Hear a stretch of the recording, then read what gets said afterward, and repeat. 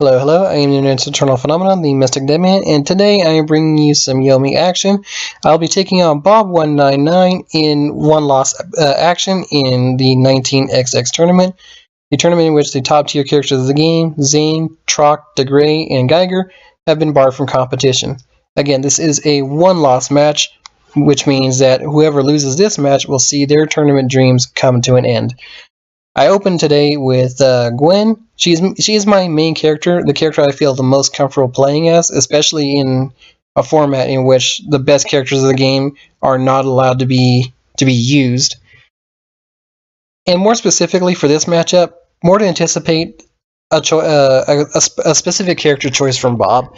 As much as I've been watching the forums and tournament results and such as that, I've noticed that he plays quite a bit of Manelker, which is why I opted to go with Gwen to start off with, because I don't really have a whole lot of characters in my wheelhouse that can deal with Manelker, but she is one of the stronger picks that I can play. Her normals beat out virtually everything that Manelker has to offer aside from his queens, and she has a lot of tools going for her that can prevent his innates from going off. None of that matters now because I am actually facing a giant fuzzy panda instead of a big mean man. Where are we? Okay, so far in these combats, it's been relatively pedestrian. Not a whole lot going on so far. I think my best play so far has been that dodge into throw, and now I get to experience the other side of this, where Bob gets off one of his plentiful dodges. This is a matchup for Gwen in which she probably wants to try and keep Lum on the ground as much as she can. Because of the aggressive nature of her cards, she doesn't have any special throws or any special dodges or anything like that. Because of that, Lum will tend to play a little bit more defensively, I would imagine. A lot more dodges, especially he'll be leaning on ace dodges a little more heavily. He'll be blocking a lot, and that can work against Gwen, as it did just there when he dodged a fast attack. What was it, a 2? Yeah, when he dodged a 2 into kings for a roll the dice flip into slowing me down. And here the play was that a lot of the times what happens when people are slowed by roll the dice, at least as far as I've noticed, they will tend to sort of play a little more defensively, or offensively rather, I should say, when they're the ones being slowed, because what can happen is a lot of Lum players will end up throwing the turn that their opponent is slowed in an attempt to catch a block or a dodge against what would otherwise be an obvious attack. Those face card flips for roll the dice really slow your opponent down to the point where, at least for a minimum of 4 turns maybe, Lum would have the most dominant attack options in the matchup. And just a little comment there about the usual draw look that happens in these matches, at least as far as I'm concerned. My opponent will draw all their cards, and I will draw virtually nothing, as I make a sort of a salty pseudo insult to Bob. So we saw there that that's kind of what Lum is going to be looking for in this matchup against Gwen, is just ways to do damage away from combat, because Gwen has so many more immediate dominant options, whereas Lum, for his attacks and his throws, he more has to play the long game, which really works against Gwen, especially on the fact that she is the only character in the game on an actual timer.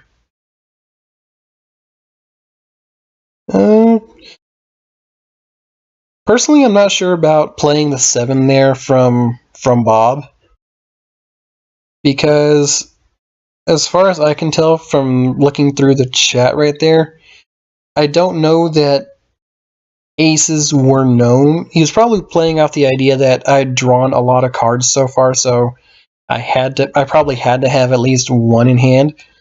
But even with it just being that one, a 7 isn't going to create great odds to land on that ace. I personally tend to wait on 7s until either the enemy is at my opponent is on a low hand, so I can kind of glean a little information from that hand, or if I know that a good percentage of their hand is going to be aces, I don't have to worry about the ramifications of missing.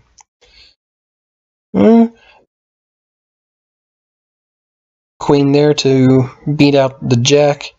Jack is probably Lum's best combat opener, because he can recur it off of roll the dice, and he can use that to build into either a straight to build more aces, to field blackjacks or great pandemoniums or poker flourish hands, or he could use it to stack on a ton of damage by tagging 3 or 4 Ks onto the end of that. And at this point, I realize, hey, I'm playing a little too aggressively, and it's time for me to try and slow things down a bit and maybe see if I can get him to keep playing to the way I've been playing, which is, again, hyper aggressive, do all the combat damage, because I may not get a chance to otherwise. We'll throw the 9s into discard, and that'll put the dominant throw option in the match in this game, that being Gwen's special there that I'm flipping for at some point. Thank you. Dreadlands Portal at 4.6 speed, whereas Bob's best throw is, I believe, 6.4 on his normal 6. We use the Glorious Remedy there to try and maybe feel for an attack, because he was attacked the last time, or actually, he attacked the last time one of us was slowed, which was me off the roll the dice. So I'm kind of playing off the idea that he might do the same to try and duff out a throw from me, and that doesn't come to pass there. So with 2 aces in hand, he doesn't have a dominant attack option, in my opinion, because I do have those queens for set at 0.0, but what makes those aces a lot better is the blackjack dodges, which again can do out of combat damage, just like right there. He was fishing for a blackjack there to try and end the game.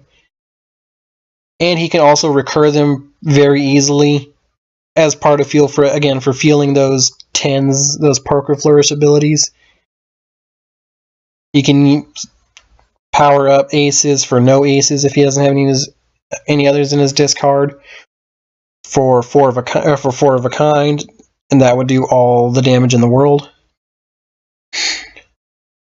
That queen there was mainly to bait out, or mainly to try and feel out a Great Pandemonium, which is also a huge option for Lum.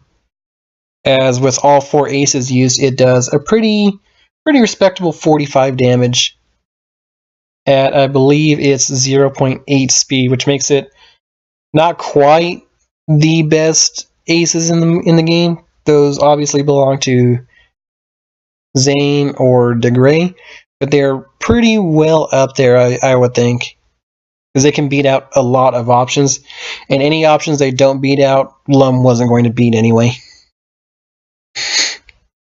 We use, I think using Dreadlands Portal here was probably a bigger mistake than I think, because he'd been showing a lot of predilection toward using aces as dodges, again because of the aggressive nature of Gwen's cards, but he also been chunking out attacks like crazy.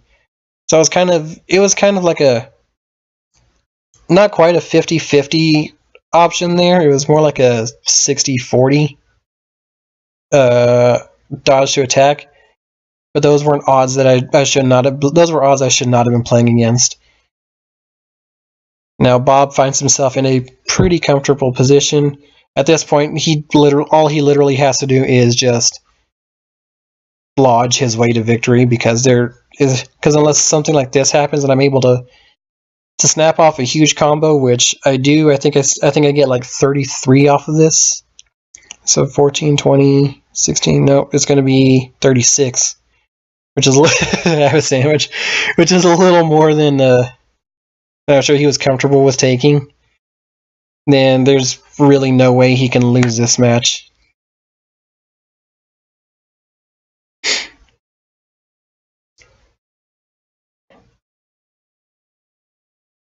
And really, discarding those 7s for aces was just a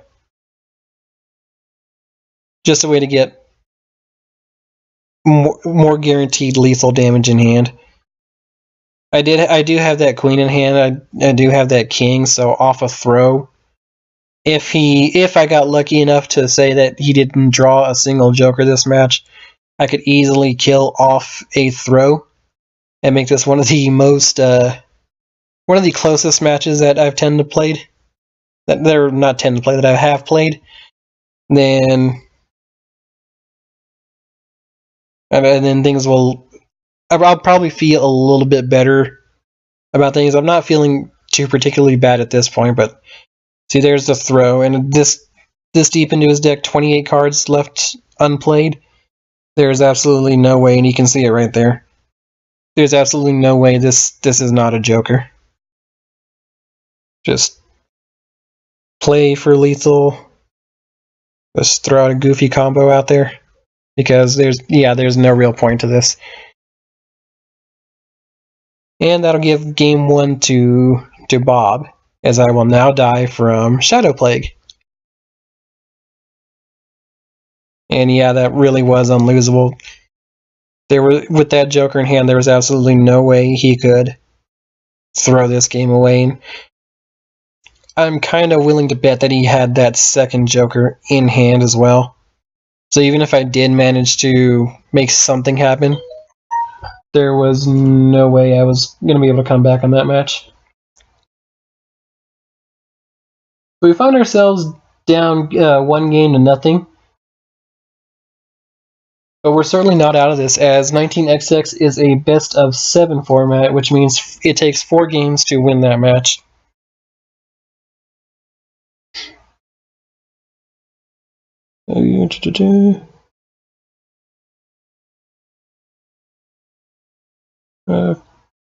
Could have sworn someone was talking to me for a second there. Sorry about that. My phone went off while I've been doing this.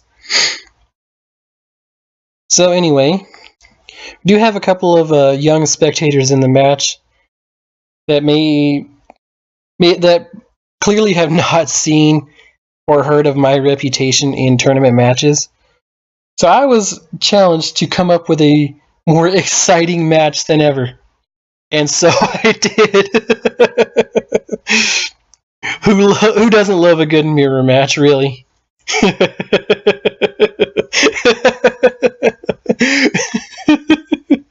Oh, yes, it was, Bob. This was the match that was most called for. Everybody asked for it. No one wanted it. Already with the panda puns. And I'm not even the one that's starting them off this time. If you've ever seen my Lum play, you know I love myself some absolutely shitty bear puns. Case in point, as I have difficulty typing the joke out. Okay, so turn 1. I guess I was kind of okay because a queen would beat out a throw. But then again, Lums tend to play more defensive options turn 1. That could have easily been a turn 1 ace blackjack. And that would have made me regret so many more things than just playing a queen into a block does. Because unfortunately for Lum, queen does no block damage, which means he can't trigger his roll the dice innate.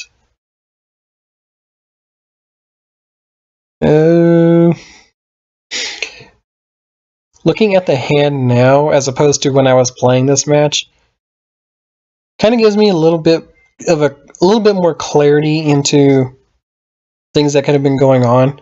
This was purely just this play was to beat beat a jack, which again is a very strong combat reveal for Lum, and B, to do just that right there. Create chip damage, give me a chance to roll the dice and see what I could come up with. And again, this is a situation in which I really want to keep my opposing Lum on his back and just get my run of shenanigans going. Okay. That throw was I want to say it's both a good and a gutsy play by Bob, because I could easily have played a ton of normal attacks there.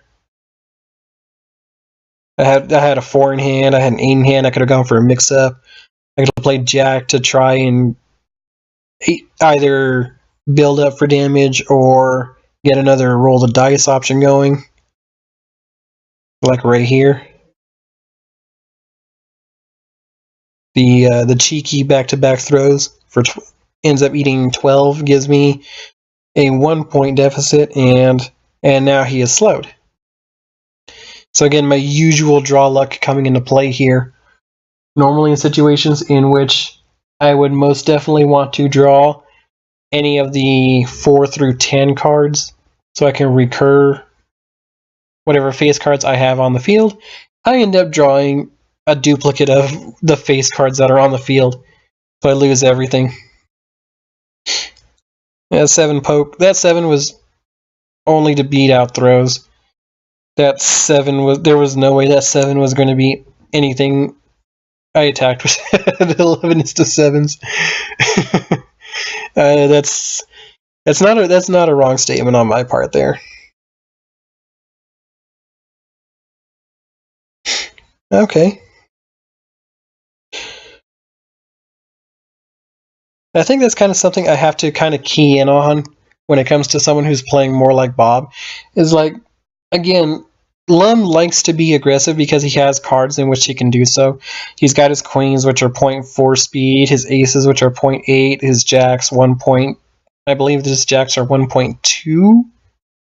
They're either 1.2 or 1.4. So he has a lot of speed that he can work with in terms of just dealing damage and getting his flips on the board. But Bob has been playing nice. Bob has been playing a lot more defensively with his cards, especially his aces. Been playing a lot of ace dodges. So throwing should be a little bit more in my game plan at this point than it usually is. So now it's time for some of those shenanigans that I was talking about earlier, where I'm just going to start keeping cards in hand to be able to do all this kind of stuff. Like this right here is going to be a very clear 4 of a kind to play for the blackjack ability.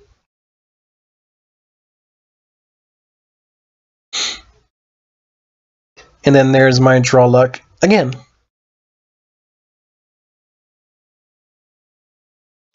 It gets pointed out later on in that match that hitting on 12 there was pretty greedy. And in fact, I think it's going to get pointed out here in a minute.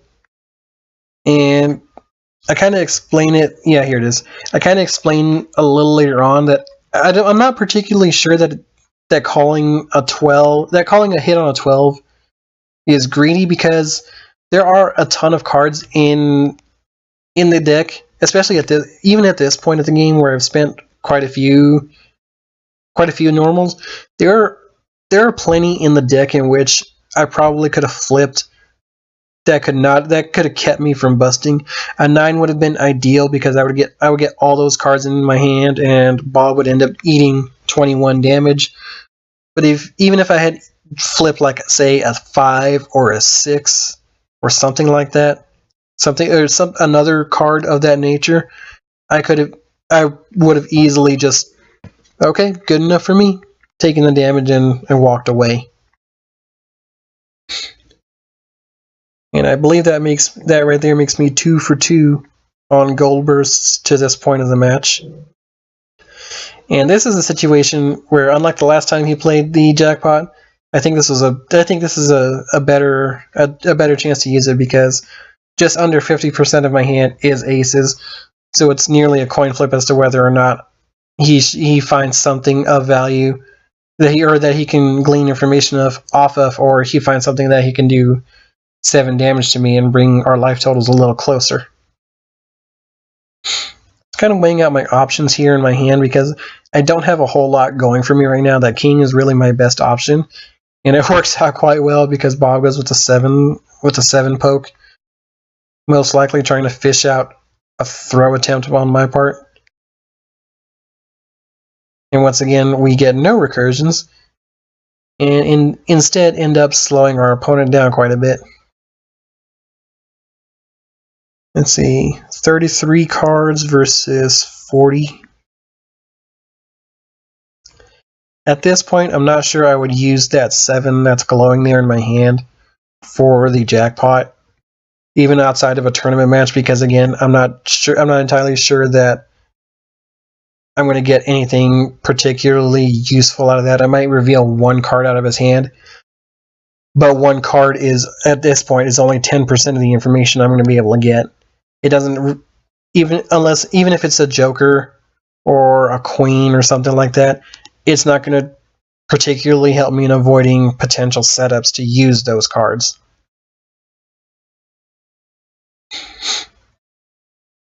And this was kind of an interesting play on my part, because I use a 3 to dodge with as opposed to an ace, because either of those dodges would have worked, but I could have potentially gotten more damage out of an ace dodge than the 3 dodge there, where I just simply threw for 9. And Lum's throws are known to not be very strong. It's been reported that Lum's throws are actually the worst in the game, because in order to do anything decent with them, you have to pump them, and it takes 3 cards to pump them up to full strength. As each pump on all his throws except for his 10s do an additional 3 damage on top of whatever he's already doing. For the 10s, the pumps do 4 additional damage. But I'm not in that camp that says that those throws are the absolute worst in the game, because you can still get mechanical value out of those. If you use the proper cards to pump his throws with, you can create poker flourish setups like 4 of a kinds or straights or whatever you might need in that situation. You can just throw those into your discard, because the throw card goes in first, and then your pump cards end up on top, which is vital for activation, for 10 activation.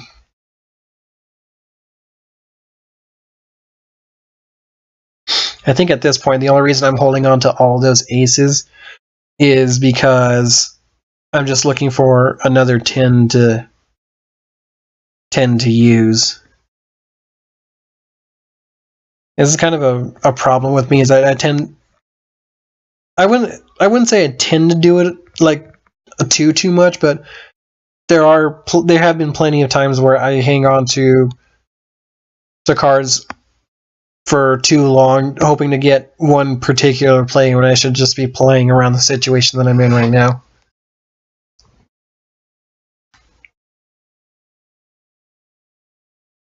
Let's see. Yeah, I can see what I was going for there, because I do have the 2s in hand.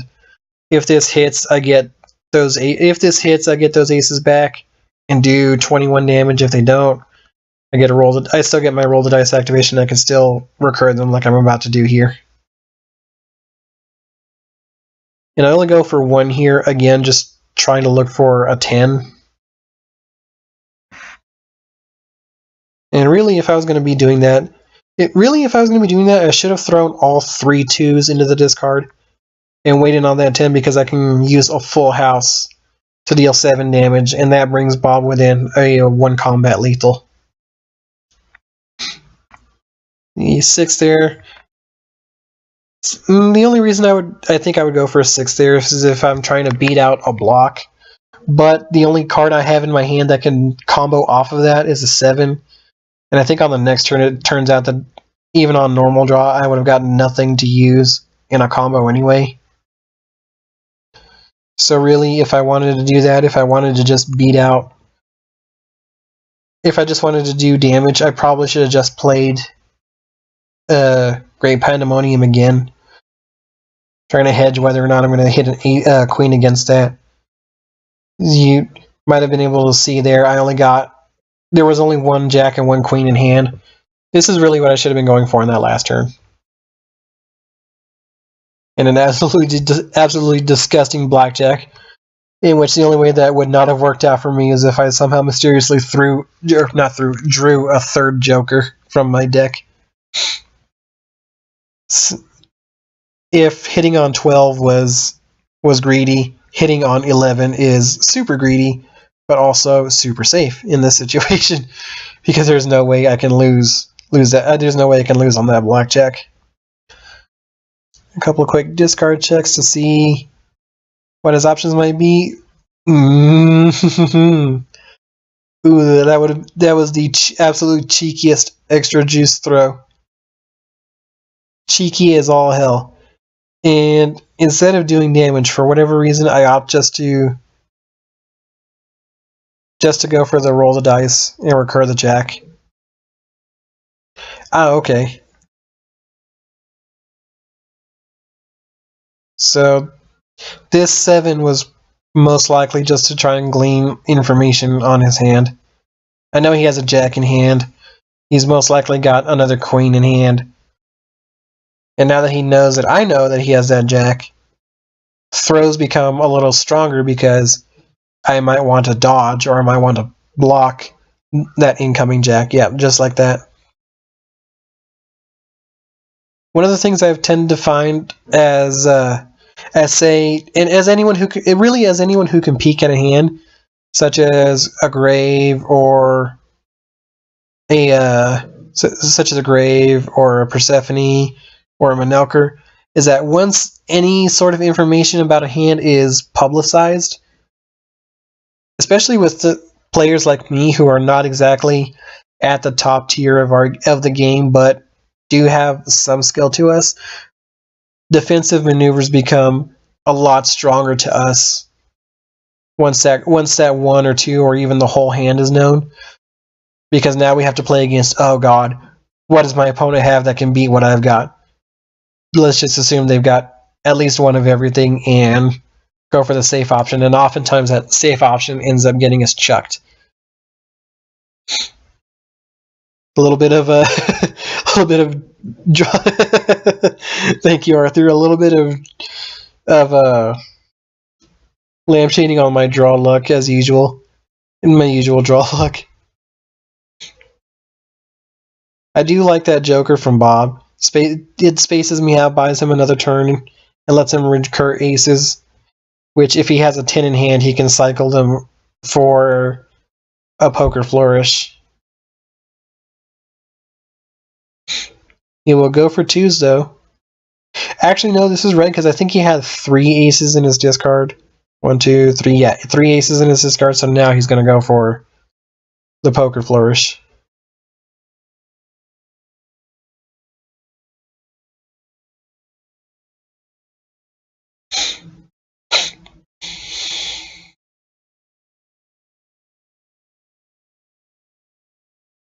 The chat getting a little more interesting after a comment was made by Arthur Wynn earlier on. A conversation that I'm not going to go back to if you want to see it, because you missed it paying more attention to the cards and the sumptuous sounds of my voice. Please, by all means, go for it. And there it is. That was what I was looking for there on my last blackjack, was a value 10 of some kind. Dodge, dodge. I think in that situation that worked out better for Bob because I'm on a shorter hand, and now it's known that all my aces are on the discard, whereas he still has. Actually, no, I think that was his fourth ace as well because he had 2 in the discard. He has to throw 1 away for poke. So yeah, that was his last ace.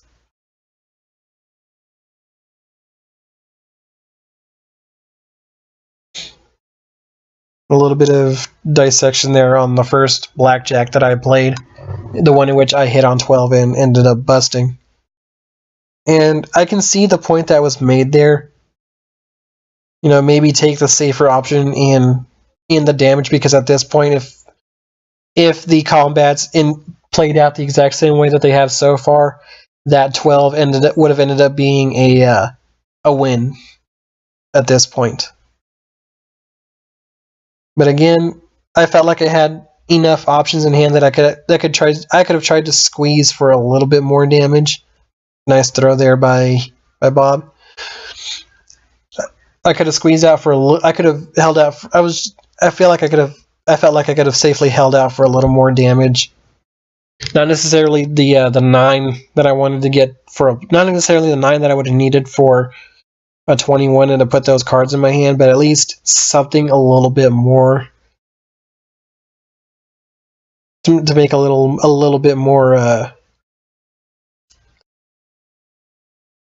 to put a little bit more pressure on Bob. I think is what I'm trying to go for here. And once again, this game comes down to single-digit life leads because I don't know how to close out a match when I have a 40-point life lead. But it doesn't matter now because Queen beats throws every time. And just the second Queen. And the second Queen just to show that I had it. That way, if he was thinking, oh, I should have dodged there, I should have dodged or I should have blocked there instead. No, and waited a turn to do something. It might not have worked out for him because I did have that second Queen in hand. More shitty bear puns, and this time that pun that I just spoke was unintentional. I did not think about it. It's about to get pointed out here. Just how interesting that pun is. There it is. BD Koro with the absolutely perfect timing. Alright, so we're all knotted up 1-1. And it is Bob's turn to decide whether he's going to stick with the Panda Mirror, which he just did display a little bit of a dislike for, or if he wants to try and switch off to something else. I think personally the best options to deal with alum are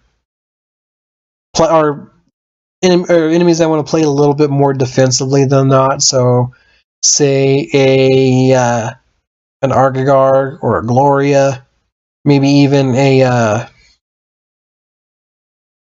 maybe even Persephone, just to have counters in hand, and I have a more recurable speed option than Lum would have. So yeah, here we have to deal with some fish. We have to hope for calamari. Most likely expect a swordfish in the gut here is what this is. And Argagarg is actually, in my opinion, he's a very strong pick against Lum, because even when he gets his chip damage going, if Argagarg can get an ace block or 2 off, he can just really sit back and let things happen. Play a little more defensively to let Hex and Mirkwood do the job, because Lum doesn't have a reliable way of getting Argagarg on his back. Or he could play more aggressively in an attempt to try and feel out a more passionate throw game from Lum, even without his blocks in hand.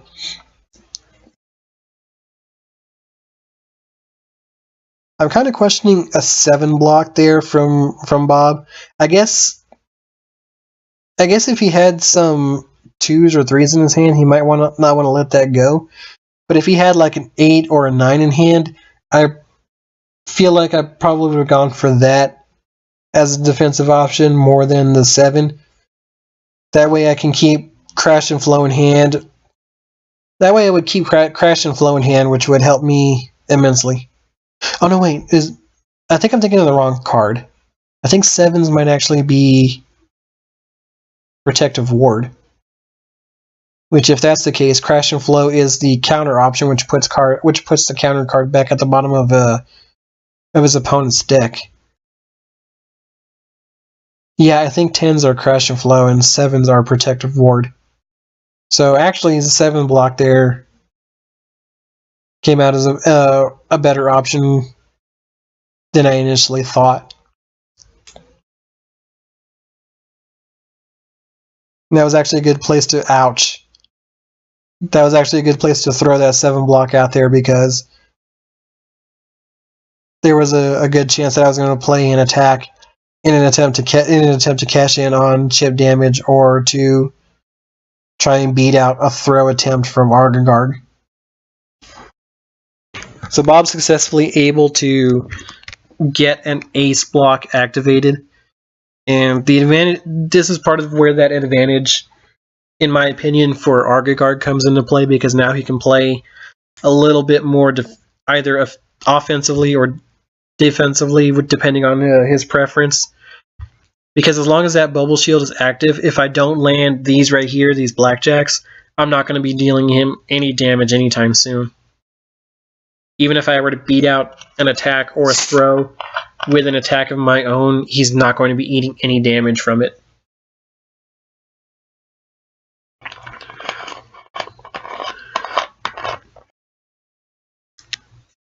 And also in this matchup, now that I think about it, 7s and 10s become a lot less useful as their intended abilities because of ARGs, because of those right there. Quick look. Yeah, okay, so turns out I was right. 7s are the Protective Wards and 10s are the Crashes and Flows. And those 10s are what devalue the abilities of Lum's 7s and 10s because you can just counter them for free. It's less likely to be a 7 that gets countered. There we go. He has one in hand. It's very less likely to be a 7 that gets countered because despite Bubble Shield being a strong option for Argagard and even Blowfish Spikes being a strong option because that is the dominant attack in this matchup, it's not likely that I'll be playing those 7s as jackpots. I may be looking a little bit more to use those as combo fuel. And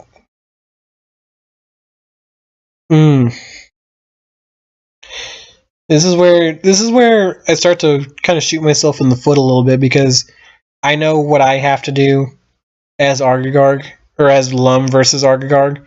Bob knows what I have to do as Lum versus Argagard. And once he starts getting the cards in hand to be able to deal with that, it becomes a much harder game for Lum. Excuse me. And right here, what is in my discard? 4, 5, 8. So this is a flush. Or not a flush, a straight. And really, I'm not too sure why I don't pluck a Joker from my deck. Instead I opt for a Jack. I guess the idea is that I'm looking for a combo opener to lead into a 3, 4, 5 straight for an ace. But I could cut out the middleman there by either just straight up drawing the ace and having that blackjack in hand, or by drawing the Joker and using that as a spacer. Using that as a spacer and as a way to get aces in hand. 8 attack, the 8 attack there was primarily to preserve those kings in hand in case this Joker was real. Either I got 8 damage out of it, or he gets 2 free cards. And that way I keep 14 damage in hand in case I get a massive attack win. Go for a 9 here, throw here to catch exactly that right there, an ace block. And this should go unpumped. Oh no, okay. But if you notice there, I did pump it, which, I don't know, may have been a slight tactical error on my part. I'm throwing away nothing but hard stack combat, which gives me the ability, if I can draw a 10, specifically at this point a 10 of hearts, if I can draw that, that gives me a flush that I could use to draw cards. Because I believe the flush for Lum is draw 3 cards. Straights draw any cards. Flush is draw 3. Full house is, well, I guess it doesn't matter right now because this is that huge combat win I was looking for. Opt to keep the second jack in hand in case I can't get a solid recursion off of this, which I do this time, which is really surprising to me. And this is kind of the conundrum that I have here, whether or not I want to keep those cards in hand, or if I want to take Hex of Mirkwood off the table for a turn, and maybe try and figure out a mix-up play. I don't have a whole lot in my hand, so I think going for the recursion was a better idea. I only have one throw. I have one of each attack, one of each type of attack, and even in an odd. So really, going for an even attack on a knockdown mix-up is kind of a risky maneuver because that 4 is the fastest even normal in Lum's deck. He doesn't have any 2 attacks. You see there at the end, it's a block dodge. A block dodge card. So Bob could easily beat a 4 cross-up attempt with a king, a queen, jack, deuce, trey, and I think I would actually beat his 4. My attacks are 0.4. I think Degray's are, or not Degray. Wow, boy, Degray sure went to shit since the last time the Ghost tore him apart, didn't he? I think Argigarg's attacks are 0.6. I want to say. I'm probably wrong about that. We could probably take a look at some point. So really, it was a knockdown mix-up was either going to be a 4 or a blodge of some kind.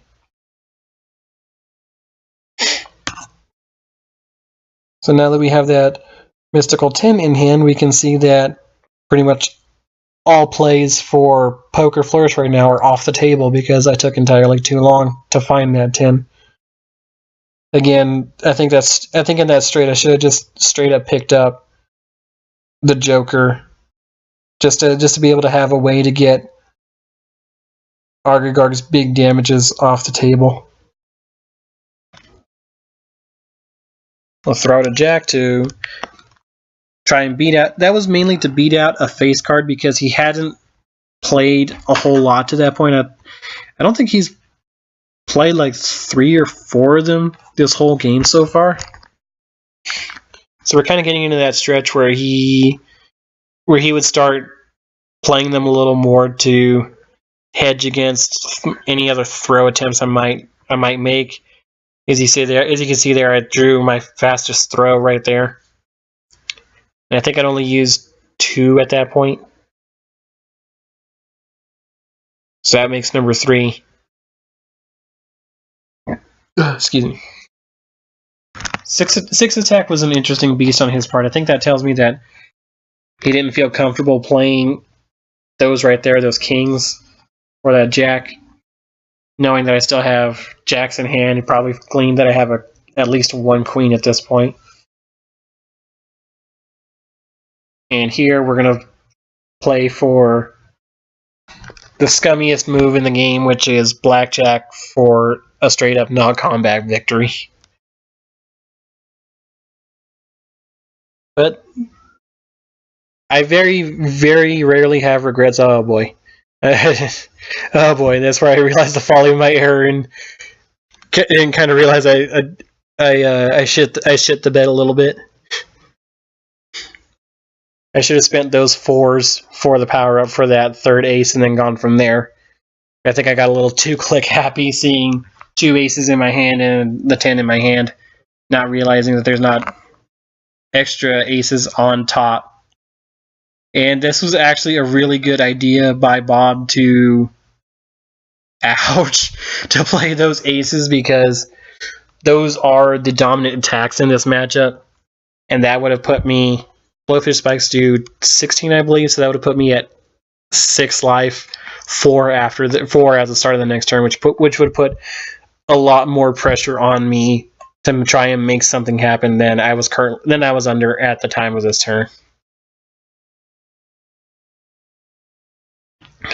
Okay, so we find ourselves up 2-1 at this point, and this is the other character that I think can give Lum a lot of problems, because it's not so much that she has dominant options. Her throws are 0.8, her attacks, her normal attacks are 0.8, but she has a bunch of face cards that sit at 2.2. Her jacks and her kings do. Her queen attack is 1.0, king throw is 8.6, I believe. I know it's not a straight up 8. And then she has her aces. Double ace Twilight Key is 2.0, and then triple ace Sun and Moon is 0.6, which those will beat out anything other than a queen that I happen to play on that turn. And it's always a great, and to me it's always a great sign when a Gloria has to power up for that Ace of Hearts to get the Healing Touch and Overdose cycle online. Mostly because especially whenever they play non-heart cards to get that power up, because it kind of tells me that she may not be able to sustain it for too long, because she may not have the non-heart cards she needs to be able to recur those options. And as we are sitting here locked in an eternal death struggle, the guest as to whose identity I have still yet to determine asks the most pertinent questions. What is the lore behind this game, basically? How does Lum deal his out of combat damage? And I'll just put a little bit of my headcanon out there.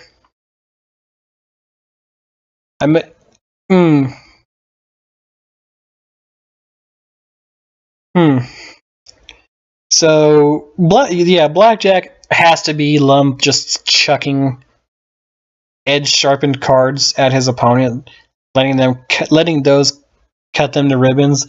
I'm kind of questioning that jackpot idea of mine, though, because when you hear something like jackpot, you're mostly thinking about, especially in a casino setting, mostly thinking about slot machines.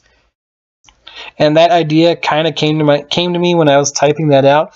But then I was like, but how would Lum do anything slot machine related? Especially when the only things that are seen on his bear are cards or dice. So it was one or the other. And then I thought about it again, and quite clearly his EX form is where the dice come into play with his item toss destiny card. But that's all. But lore discussions are for another day. In the meantime, I'm just trying to do whatever I can to navigate my way through the wonderful world of Gloria and her recovery recursions.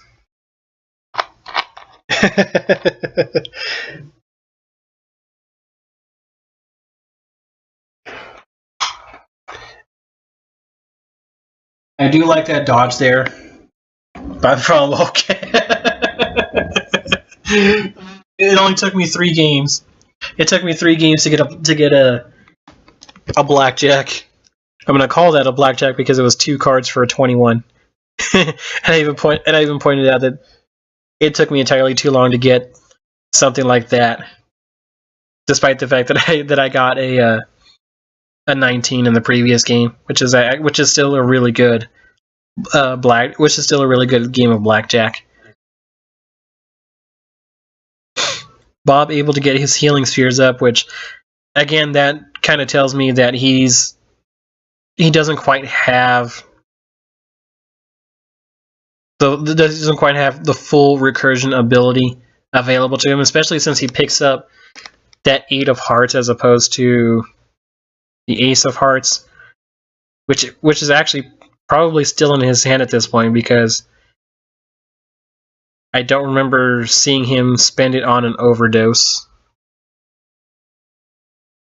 And at this point, he's also trying his damnedest to refill his hand to be able to get that recursion fuel to sustain his healing sphere and keep getting those increased draws.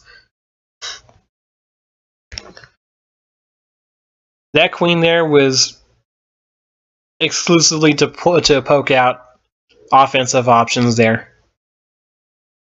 because at 6 cards in hand, there's almost no way that Gloria would use, if she had it in hand, that she would use Sun and Moon just for the 29 damage, because more likely than not, all 3 of those aces that super would use would be all the aces she had in her hand. Jeez. And she wouldn't be able to get any draws off an overdose because she wouldn't have the feel for an overdose.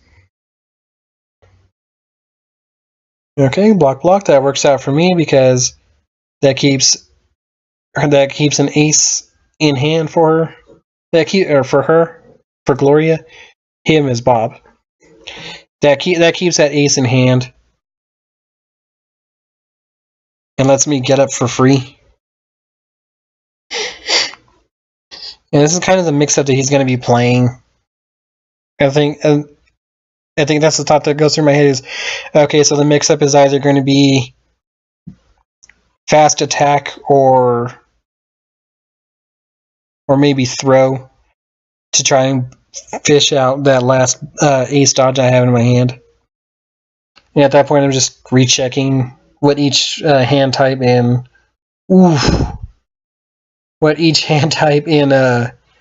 Poker Flourish does. So now at this point on this turn is do the damage and hope we get a good mill for rolls of dice, which we do. And there's absolutely no question as to what I'm going to do here. Get the knockdown, prevent her healing, and get rid of that bubble sphere. Or that healing sphere, rather. Try to combine 2 characters into 1 there. Yeesh. Now we spend a Poker Flourish for Full House to do a guaranteed 7 damage. And Bob right there. I guess that's Bob mentally conceding the game, thinking that there might not be any way for him to come back. Which when you're playing me, that's not necessarily true. You could have the absolute worst hand in the world and still manage to make a vicious comeback. Ace dodge there, hedging against the queen. What a way to finish off game number 3. Just flip a second joker. Put that in my hand because there's no reason not to. So it took 2 games of having not so great draw luck, and now 2 games of having good draw luck, and I find myself up 3 games to 1. And I'm not going to lie, my heart was kind of racing a little bit because Bob is one of the better, if not one of the best players out there. His skill level in this game far exceeds mine, especially when it comes to characters that are not particularly viewed as the best, like Gloria is here. He's a very strong Gloria. He's one of the scariest Manelkers in the game. His Lum wasn't half bad either. And the only thing I can rely on in this matchup is that between Bob and me, it's an 8-2 matchup, Dumb Joke versus Dumb Joke. Even there I have to explain the stupid joke that I made because I just came up with it on the spot. And Bob going 3 for 3 on characters that I think provide Lum with quite a bit of challenge. Because once Persephone gets on a roll, she can either cinch him down in a hard lock, or a hard lock where he cannot escape. He finds himself on his back all the time, so he cannot use his ace dodges and his ace attacks, and his ace attacks become dead in the water because of On Your Knees, Persephone's double ace attack, which is a 0.04 speed attack. As I waste precious turn time explaining my stupid joke from just a moment ago. Also, I misspelled deities there. It's D-E-I-T-I-E-S. I didn't catch that mid-set. But there's the hard lock going for him. We're going for her. She has those right there, those queens, that she can use to space out my faster options or my throws. If I feel like she's going to be playing more defensively to get those knockdowns on the field. And she has very strong recursion through her dominance innate. Draws one card the first time she knocks me down, and then the first time she knocks me down in a chain, and then every subsequent knockdown in that chain becomes a 4-card recursion, which she uses to really fuel her hard lock or her evasive game. And that right there was the only reason I would ever play a Joker in that situation, is because I don't want an early Mistress's Command to come out and just absolutely ruin whatever good thing I might have in my hand, which right now that's a straight with a 5, 6, 7, 8, 9, 10. Just throw anything out there, toss in a second card, and then I have my setup for my straight. And the 6 there was a good move because it beats all her throws, especially even her king throw, which is an 8.0 speed. Beats it, and it beats out Blodgett, so the only way I was going to lose that combat was if it turned out that Bob attacked rather than anything else. And then a minor note into into why this tournament exists, because in 20XX, it's not necessarily port priority, not with Yomi, but it's player seat priority, and whoever is in the player 1 seat is the one in control.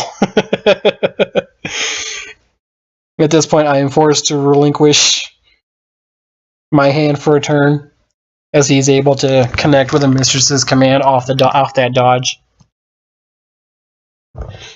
And I dare him to try and do as much damage as he can with the hand that I've got. And at the moment that I said it, and I realized it like right around now in the match, and I realized it even more looking at it. This is a hand where Persephone can do a ton of damage if Bob has the right cards in his hand. He could dodge double aces into a throw for a knockdown, and suddenly the mix-ups become real. I have no ways of getting out of a mix-up attack other than blocking, because Persephone has 2 and 3 normal attacks. He could force me to do this right here, spin an ace, get thrown, shout the safe word to hopefully get her to stop. Which the fact that he stops there really tells me nothing, because even though he has 4 cards in his hand, you really only need to get the knockdown in order to recur. And the only viable follow up to that, where she can still keep her game plan going, is double ace on your knees. But the only reason I would see to go for that is if you have the cards in hand to be able to recur those aces back. Either you have an ace in the discard that you can use to recur with, or that you can use your dominance ability to recur, or you have enough pairs or even a 3 of a kind in your hand to be able to get those aces right back. And I do end up taking this combat as a win because I escape any potential for a dominant setup.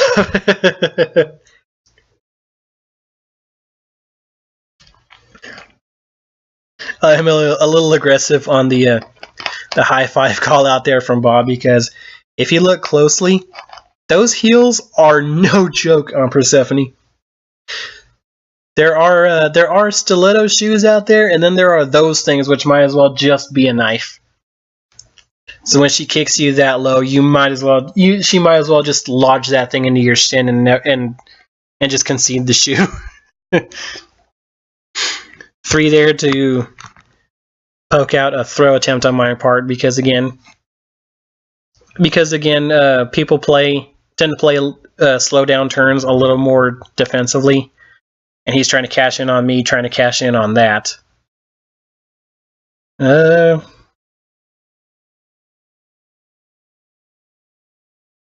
really a whole lot I could have done with that jack as a combat reveal. I think if I was going to go for damage, I probably would have played the 4.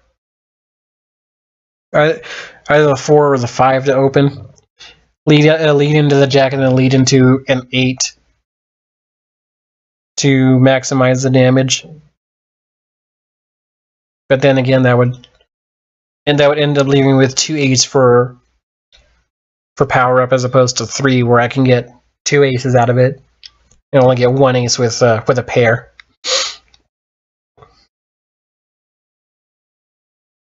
Good throw there from Bob. Puts me on my back, keeps ace dodge off the table, and really puts pressure on me to guess right on this mix-up turn, because he now has on your knees in hand, which is the dominant attack in this matchup. It does 16 damage at 0.4 speed, which is the same speed as my queens, but it does significantly less damage.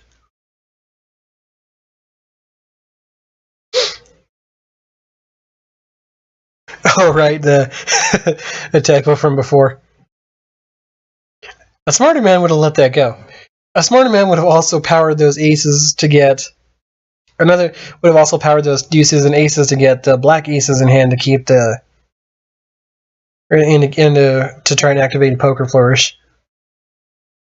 3 there gets through my 2, which I'm pretty sure he knew I had, because I think I had a 2 in hand at the time of his Mistress's command turn. And this is where things just start to go really south for me as far as this matchup is concerned, because now it's not quite the hard lock, but he does now have ways to keep me pretty much shut down for the rest of the game. 10 for the Barrier Soul. Get cards out of my deck. Fish for, say, jokers or queens. Recur the ace. Get half of on your knees back in your hand. 5 and 8. The 8 is most likely, power of fodder. Excuse me. Because if she has queens in hand, or kings rather, you would want to play those over your 8s, because they are a faster and more damaging option as a throw than your 8s would be.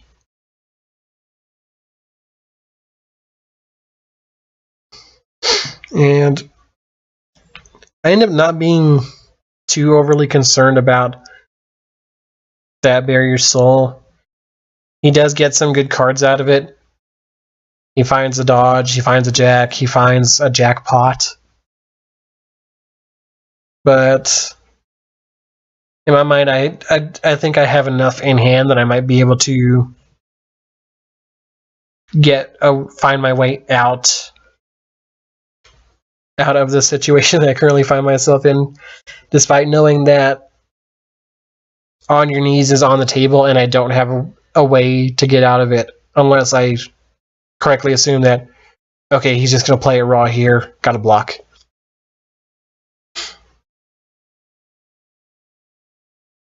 I do like the 5 there from Bob because, again, that's going for a mix-up attempt, which would probably have led to, say, 5, 6, ace, ace. Because I don't think any of her face cards are linkers. I think they're all enders. Both sides are jack. Actually, I think one side of jack is a can't combo. And the other side is a joker. Or an ender. Her kings are her throws. Queens are enders. Can't combo, single ace. Double ace is an ender, so yeah. Maximum damage output on that turn would have been 11, 16, 27 from 5, 6 into ace, ace.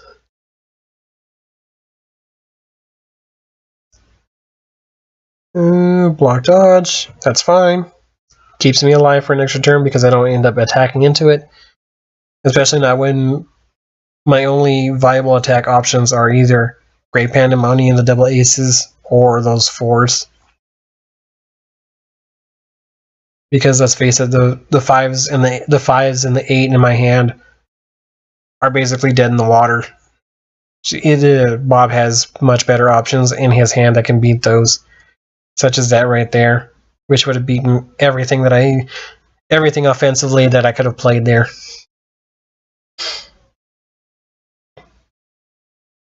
And I think the only reason I went for an 8 there, as opposed to Great Pandemonium, was to keep those aces in hand in case I can find a way to, well, basically to do this right here, to get 4 of a kind poker flourish in my hand. Throw the red aces in discard, and this is where I kind of botch things again with my power ups. Again, if I realized the situation any better, I would have thrown. Yeah, I would do this right here and throw those 4s.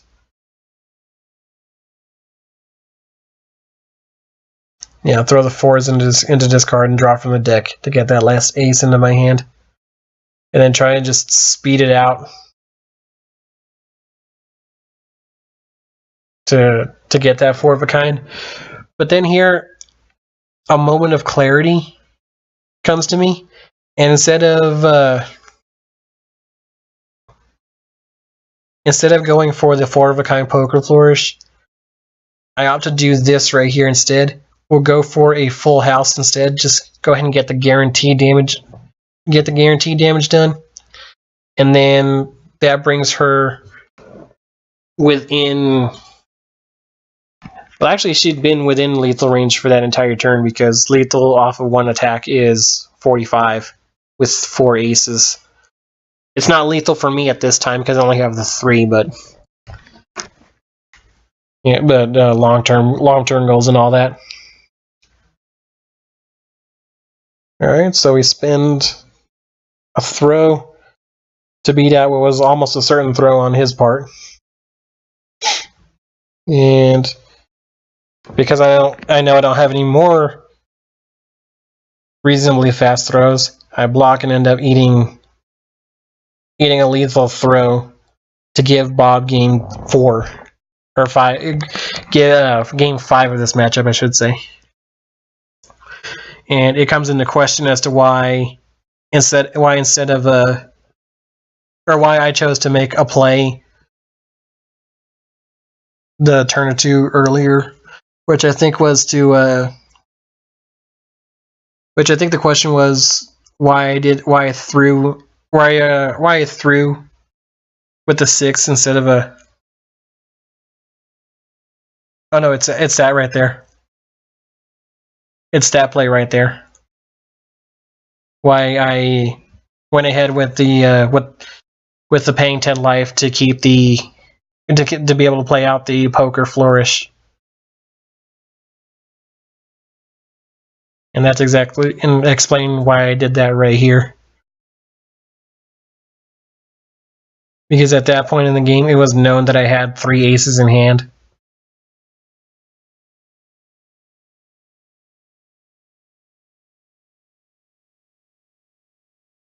And the idea was the idea there was just to try and set up for that at some point, but that last turn throw prevented that from happening. So now we kind of find ourselves going full circle here. Started with Gwen, moved a few games off, played some Lum, and now we go into a match that is generally agreed upon to be one of Gwen's best matchups. Gwen versus Persephone. It's not one of my best matchups, actually, because anybody who knows anything about my reputation knows that I have a tendency to win the matches I should lose, such as Oni versus Arg, or I think I've won Rook over 3B a couple of times, and I have a tendency to just suck at the matches I should win, which does not bode well for me in this particular set because I am playing one of the few matchups for Gwen that's actually very strongly favored for her. I don't think it's quite 6-4. I think it's like 5.5 to 5.75. For this exact reason right here is because I just have so many offensive options that can just flat out beat what she has. Beat what she has. And really, I was going to say the 4 would have been a better option there, but then I don't get the normal draw from having 2 win the combat, and then I don't get to try and combo that 4 into the 5-6 for an ace or anything like that. Instead, I'll just take the little poke, get her card. A little bit of trash talk going on here. Excuse me. Get the poke, get the normal draw, and hope for better cards, which I think I drew that king off normal draw there.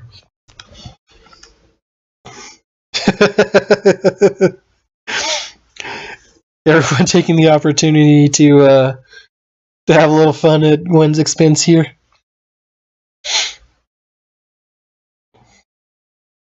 Yeah, this is kind of an interesting decision on my part because I have a red 5 in hand. I probably should have used that red 5 instead of the black one to keep relentless strikes in hand. But then again, I have a black 4 in hand, which I can still deal fairly decent extra chip damage off with. And a combo, instead of going for a full damage combo, I just play the safe option and build up for an ace. I think at this point, a dodge would probably be the best idea because he may be coming out swinging. Nope, instead he blocks trying to build up his hand, and I end up just chucking him into the ground here.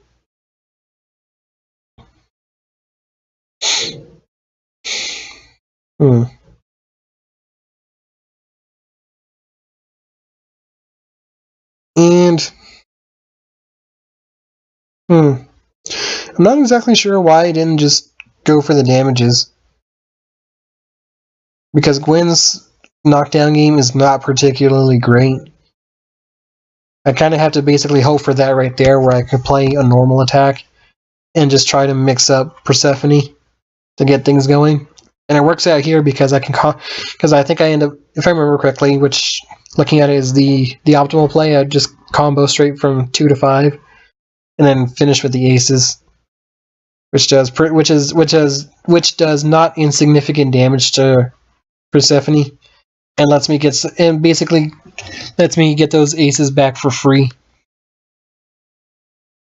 It ends up being 30 damage for 4 cards, which mathematically averages out to 7.5 damage per card, which is I would think pretty good efficiency on that.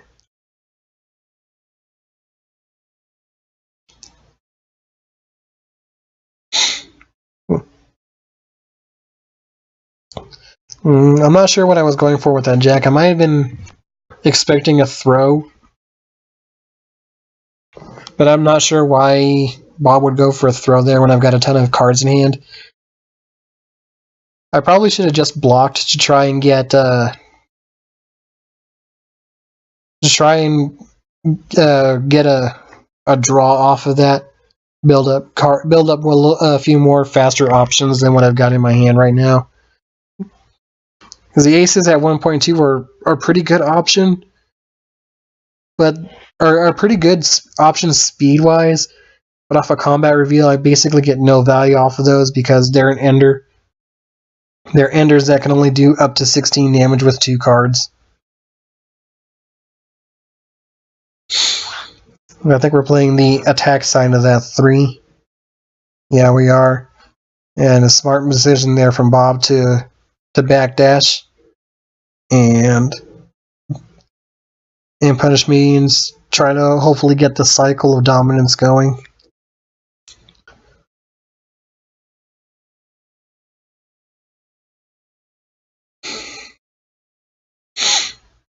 So he draw. I think the 4 is power up fodder there. The 3 is dodge. Jack is for the knockdown, and then 10 is this right here to fish for my good cards. You see there, he draws 2 of my best throws, the 7s. Finds a block in my 3.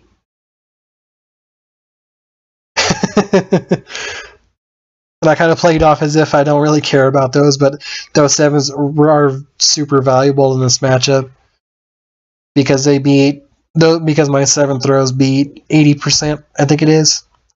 5 ranks, 4 in each is 4 in each is 100. No, 5 ranks, 4 in each is 20. Ranks 4, 18. Yeah, they beat 80% of his throws. Well, they beat 6. No, yeah, that's right. They beat 80% of his throws and clash with the other 20. So those 7s are incredibly valuable when it comes to the throw game between Gwen and Persephone.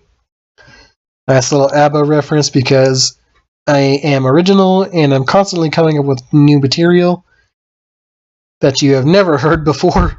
I've never once made that Dancing Queen reference with Gwen. Not at all. And this is kind of where I throw my draws into Bob's face a little bit, because with the Barrier Soul, he found 2 of my 7s, and he threw those into the discard. And what ends up happening is exactly that I mentioned right there, where I draw the other 2 7s and use those to my advantage. While at the same time trying to sound like a super hammy Saturday morning cartoon villain.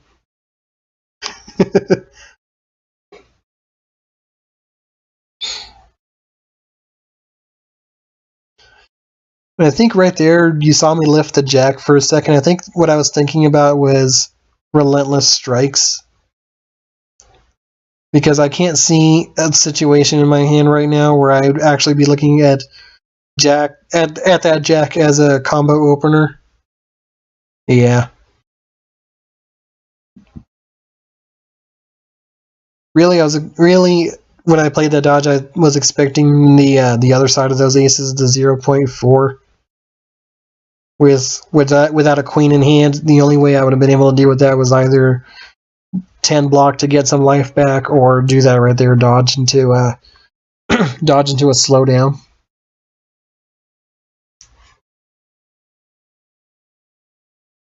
And that slowdown helps me out a lot because now if I had it in hand, a normal 2 would beat a queen. And I'm not too particularly worried about losing dodge because I get my 2 cards back at the cost of 2 life. So really situationally, dodge works out for Gwen. I want to say more often than not.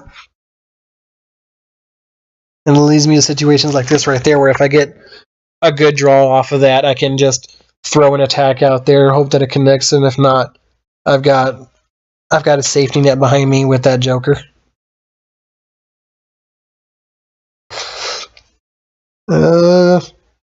Hey, Deadman. Click on the discard. Click on the discard. Click the discard. Do it. Just do what you want. I'm too concerned about looking at what options I have in my hand to consider looking at what he's picking up, or at least what he's considering on picking up. And okay. Well, maybe I should do this, I guess. And now that I look at it, I think I was okay with not looking at that because that was only a 1-card recursion as opposed to a 4-card recursion. And draws work, and that time powering up and drawing worked against me because I would have picked up an ace anyway, but I powered up for an ace to get Dreadlands Portal into hand to get the dominant, the true dominant throw in the matchup online. And then we follow up the power up with a block to recur a little more life. And if the 7s were bad if revealing the 7s on a Barrier Soul were bad for me, imagine what revealing 2 kings on a Barrier Soul does for me. Especially now that if you look at the end of my hand, I have all my aces in hand, so I can't power up for an ace that's in the deck because it doesn't exist. So I can't put those cards back into my deck. Dodge here is mainly to try and feel around for on your knees. Although dodging a Rising Pleasure doesn't exactly hurt me any. And then the lack of a face down here is just Bob conceding the match at this point. And really, I don't even need to do this much to throw Dreadlands Portal out there after a dodge. I could have just played the king, pumped it twice, and done the same thing for less insult to injury, I guess. So that does it for us here. I end up taking this match for 4-2 and keep my tournament life alive in 19XX. Unfortunately, we end up knocking out one of the great players in the process in Bob 1999. But it was a good set. It was a lot of fun. I had a lot of fun playing it, especially with all the lump shenanigans that were going on all around. So that'll do it for us this time. I ended up taking a look at the bracket later on, and I found that my next opponent is someone who I will also be interested in recording a session with. A session with in Southpaw Hair, once again for an elimination game. So with that said, I will see you guys next time.